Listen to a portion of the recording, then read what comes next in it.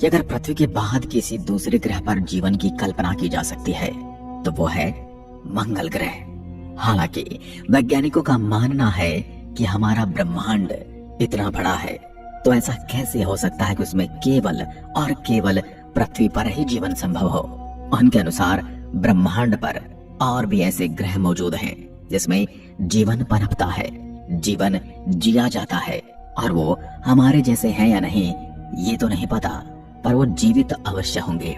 फिलहाल कुछ वैज्ञानिकों ने ये दावा किया है कि पृथ्वी पर जीवन मंगल ग्रह से यात्रा करके ही आया है।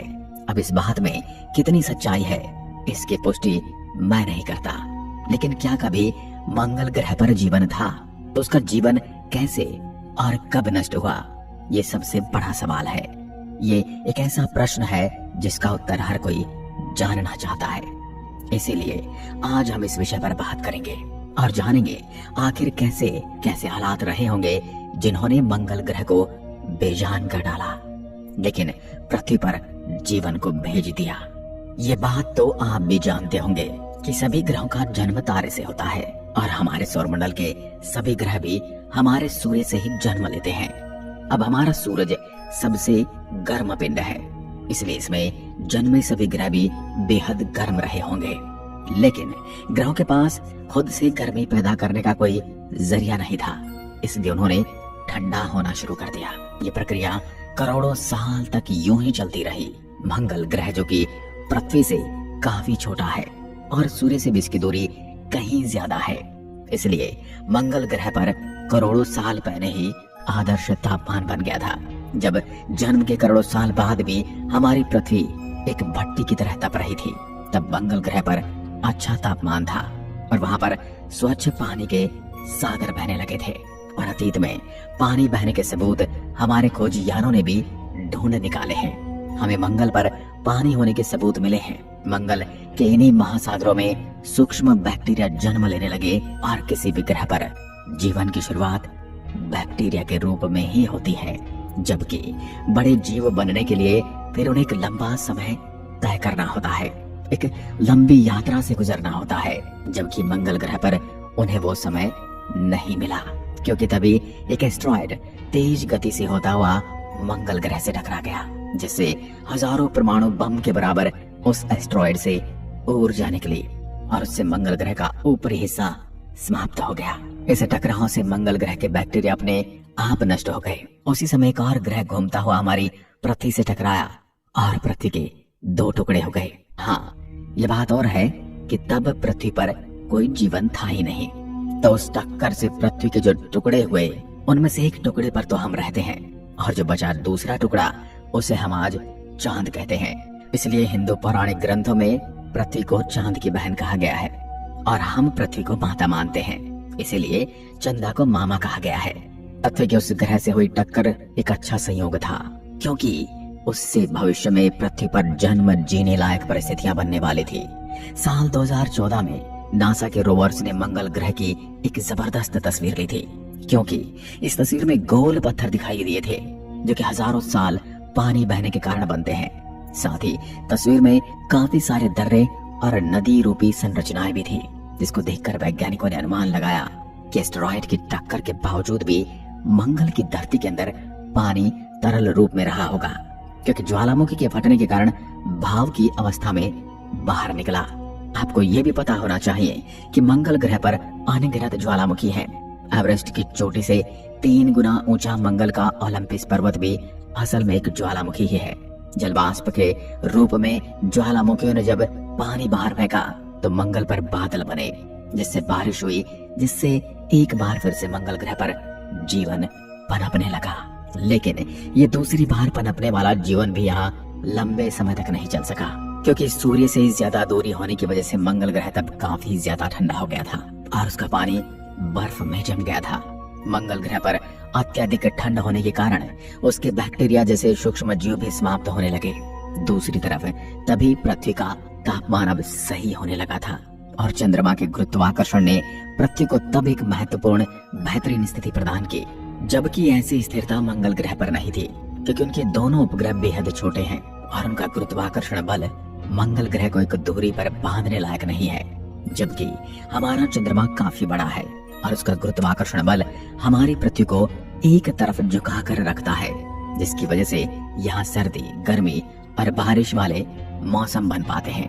पृथ्वी पर जीवन केवल मंगल ग्रह की तरह बैक्टीरिया में नहीं पनपा, बल्कि यहाँ पर समुद्रों में कई तरह के जीव विकसित होने लगे। लेकिन तब पृथ्वी के पास ओजोन परत नहीं थी, तब कोई भी जीव समुद्र से बाहर नहीं रह सकता था। लेकिन पृथ्वी पर आदर्श तापमान की वजह से बैक्टीरिया का निर्माण हुआ, जो सूरज की गर्मी को सहन कर सकते थे।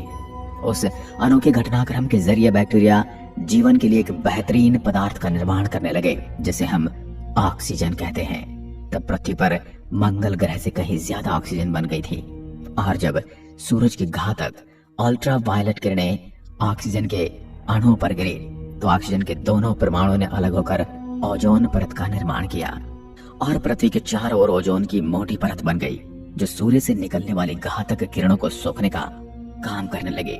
अब पृथ्वी का वातावरण काफी अच्छा हो चुका था और यहाँ के जीवों ने समुद्र के बाहर निकलकर धरती पर रहना आरंभ कर दिया था। मंगल को जीवन पनपने के मामले में पृथ्वी तब बहुत पीछे छोड़ चुकी थी, क्योंकि मंगल पर आधा अधूरा जन्मा जीवन पूरी तरह समाप्त हो चुका था। लेकिन धरती पर विशाल डायनासोर रहने लगे, जिन्होंने 16 करोड़ साल पृथ्वी पर राज किया। लेकिन यहाँ लंबे समय तक राज करना भी आसान नहीं था, इसलिए एक उल्का पिंड के गिरने से उन विशाल डायनासोर का भी अंत हो गया। इस उल्का पिंड ने पूरी दुनिया में तबाही मचाकर रख दी थी और तापमान भी बहुत ज्यादा हो गया था। हजारों साल तक आसमान से आग की बारिश हो रही थी और एक बार फिर पृथ्वी पूरी तरह से तबाह हो चुकी थी। आज से 6.5 करोड़ साल पहले धरती पर हर तरफ नर्क जैसा मंजर दिखाई दे रहा था। लेकिन ये घटना हमारे लिए एक वरदान साबित होने वाली थी, क्योंकि अगर डायनासोर का अंत नहीं होता तो हम यहाँ नहीं होते। उनके अंत के साथ ही स्तनधारी जीवों की प्रजाति को आगे बढ़ने का मौका मिला। पीढ़ी दर पीढ़ी उनमें कई तरह के बदलाव देखने को मिले और करीब 6 करोड़ साल चले। इस बदलाव की वजह से इंसान जैसे बुद्धिमान प्रजाति का जन्म हुआ। जहाँ पहले डायनासोर अपनी ताकत के दम पर राज करते थे, वहीं अब इंसानों ने अपनी बुद्धिमानी के दम पर राज करना आरंभ कर दिया। हमने यहाँ मौजूद हर साधन का इस्तेमाल करना सीखा और आज हमने इतनी तरक्की कर ली है कि धरती के किसी भी प्राणी का आसानी से खात्मा कर सकते हैं। दोस्तों, ये तो आप मानते ही होंगे कि जीवन की संरचना आसान नहीं है, क्योंकि जीवन केवल ऐसे ग्रहों पर पनपता है जहाँ परिस्थिति आदर्श हो और तापमान इतना आदर्श हो कि जल तरल अवस्था में रह सके। जहाँ हमारे चांद जैसा एक बड़ा उपग्रह भी हो जो अपने ग्रह को एकदम स्थिर रखे, जहाँ ओजोन लेयर हो जो सूरज की हानिकारक किरणों से बचाए रखे, और जिस ग्रह की अपनी चुंबकीय शक्ति भी हो ताकि सौर तूफान के जीवन सुरक्षित रह सके। भले ही दोस्तों ब्रह्मांड में अरबों ग्रह हों, लेकिन हमारी पृथ्वी जैसी आदर्श परिस्थितियां बहुत कम ग्रह पर रही होंगी। हाँ, ऐसा भी नहीं है कि इस ब्रह्मांड में केवल हमारा ही ग्रह ऐसा है जहाँ अच्छा तापमान है, लेकिन उन ग्रहों पर एलियन भी वैसे ही राज करते हैं जैसे हम पृथ्वी पर रहते हैं। जब तक पृथ्वी पर आदर्श परिस्थितियां रहेंगी तब तक हम इंसान ऐसे ही रहेंगे, लेकिन हालात भी ऐसे कब तक रहेंगे? क्योंकि ऐसे अनेक कारण हैं जिससे फिर से पृथ्वी के हालात बिगड़ सकते हैं, ठीक वैसे ही जैसे 6.5 करोड़ साल पहले हुआ था।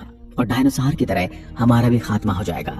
क्या पता किसी एस्ट्रॉइड से हमारी पृथ्वी टकरा सकती है, या फिर किसी घातक वायरस से हमारा अंत हो सकता है, या फिर हम इंसान ही परमाणु बम और जैविक हथियार का इस्तेमाल करके जीवन का खात्मा कर सकते हैं। दोस्तों, कभी न कभी पृथ्वी से जीवन खत्म जरूर होगा, लेकिन यह भी सच है कि हम इंसानों का पूरी तरह से इस धरती से सफाया नहीं होगा, क्योंकि अभी हम इंसान इस धरती पर केवल 2 लाख सालों से ही हैं, जबकि यहाँ जीवन अरबों सालों से, जिसमें पृथ्वी ने हजारों मुसीबतों का सामना किया है और अनेकों बार यहाँ जीवन नष्ट हुआ है, लेकिन फिर भी यहाँ जीवन पनपा है। यानी जीवन हालात के हिसाब से खुद को बदल लेता है। इसलिए अब कोई अगर घटना पृथ्वी पर होती है तो उससे भले ही हमारा खात्मा हो जाए, लेकिन जीवन को उपजाने वाली परिस्थितियां यहाँ स्थायी रूप से खत्म नहीं होंगे और यहाँ एक बार फिर से जीवन पनपेगा। ठीक जैसे आज हम यहाँ पर राज करते हैं, ठीक वैसे ही यहाँ पर किसी का राज होगा। ये प्रक्रियाएं शुरू से चलती आई हैं और आगे भी चलती रहेंगी। यहाँ ये बात भी है कि एक न एक दिन पृथ्वी का अंत जरूर होगा और इसकी वजह बनेगा हमारा सूर्य, जो हमें जीवन देता है, क्योंकि सूर्य ऊर्जा का भंडार है और जैसे जैसे इसका ईंधन खत्म हो रहा है वैसे वैसे इसका आकार भी बढ़ने लगा है। 2 अरबों साल बाद सूरज 15% बढ़ चुका होगा और तब पृथ्वी काफी ज्यादा गर्म हो चुकी होगी और यहाँ से जीवन पूरी तरह से समाप्त होना आरंभ हो जाएगा। और जब सूरज का ईंधन पूरी तरह से समाप्त हो जाएगा तब इसका आकार पूरी तरह से बढ़ जाएगा। उस समय सूरज का फैलाव हमारी पृथ्वी तक पहुंच जाएगा और हमारी पृथ्वी पिघलकर सूरज में समा जाएगी। इसलिए मैं इतना ही कहूंगा कि हमारी पृथ्वी अमर नहीं है और जिस तरह किसी भी चीज का जन्म होता है ठीक वैसे ही हमारी पृथ्वी का भी जन्म हुआ है और जिसका जन्म हुआ है उसका अंत अवश्य है। आज की वीडियो में बस इतना ही। अगर वीडियो पसंद आए तो लाइक कीजिए और ऐसी वीडियो देखने के लिए हमारे चैनल को तुरंत सब्सक्राइब जरूर करें।